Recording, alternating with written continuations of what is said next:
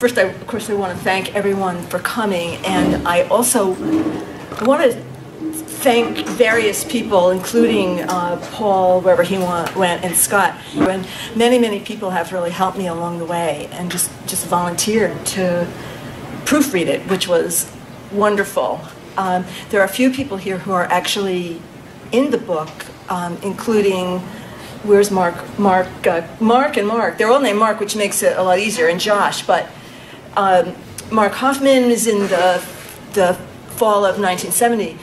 Mark Kessler, I went out with as a freshman, and he, we think our mothers put him up to it, actually, but because we're both from the same hometown.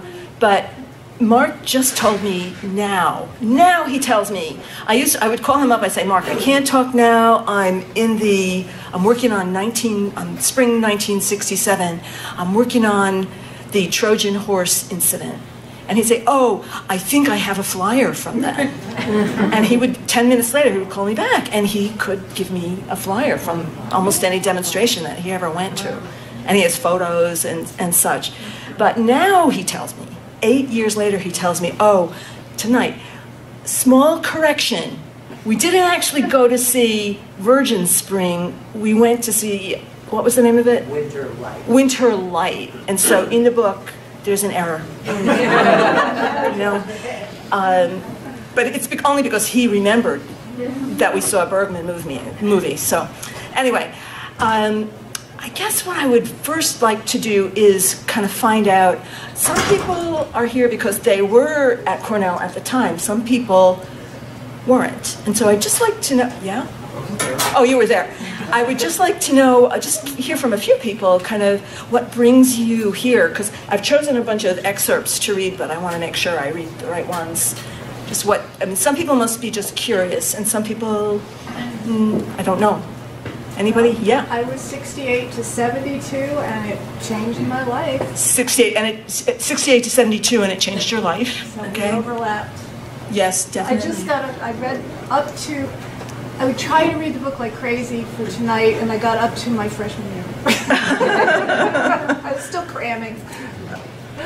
It's good, because otherwise it would be a repeat, right? Well, anybody else want to? Yes. I came to go to grad school at Cornell in 1984, and I came from Texas, and it was an all-new world to me to see people in shanty towns on the campus protesting apartheid. You know, coming from where I came from, it changed my life and it opened my mind.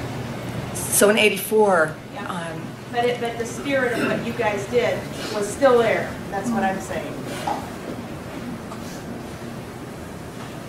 How about somebody who, I think there are some people who are like much later than we were. I started in '76, so not that much later, and I agree with you that things, I felt like we just picked up and kept going, and I think it became more about food co-ops and everyday life, but it was fun. Good. And I still want to hear from some people who are hiding behind over here. Just curious, you heard about it, or?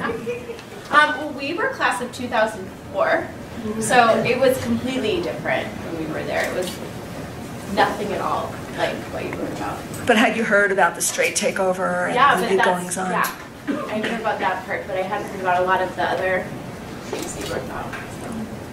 Okay, so thank you, and I guess I should talk a little bit about. Oh, was it? Well, I was going to say I was there when you were there, and I feel like I just want to reminisce. I want to bring back to mind things that I probably forgot.